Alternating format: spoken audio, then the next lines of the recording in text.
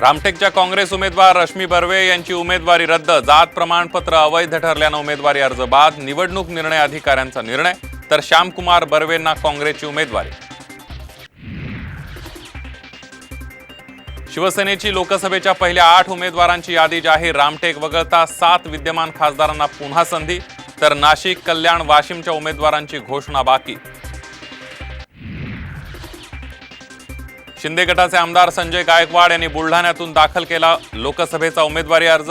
उमेदवारी यादी जाहीर होण्याआधी बंडाची भूमिका। मोदींचं स्वप्न पूर्ण करायचं असल्यास साथ देतील, बच्चू कडूंच्या भूमिकेवर नवनीत राणांची प्रतिक्रिया। तर विषय संपला, आता करेक्ट कार्यक्रम, बच्चू कडूंचे बंडाचे संकेत।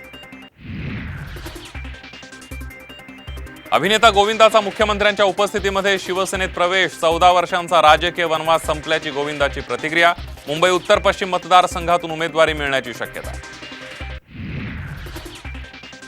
भाजपकडून खासदारांची तिकीट कापली जात असल्याने शिवसेनेमध्ये अस्वस्थता। वाटाघाटीमध्ये नेत्यांना बोलावलं जात नसल्याबद्दल नाराजी, सूत्रांची माहिती।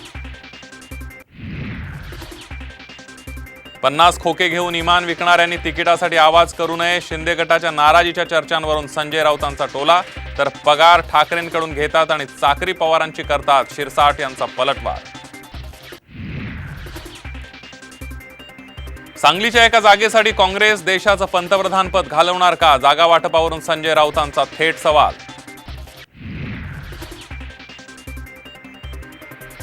प्रकाश आंबेडकरांकडून संजय राऊतांविरोधात ट्विट। संजय किती खोटे बोलाल असा सवाल करत साधला निशाणा। प्रफुल्ल पटेल यांना सीबीआयची क्लीन चिट। घोटाळ्याचा तपास सीबीआयकडून बंद। एअर इंडियाच्या विमान खरेदीत अनियमितता झाल्याचा होता आरोप।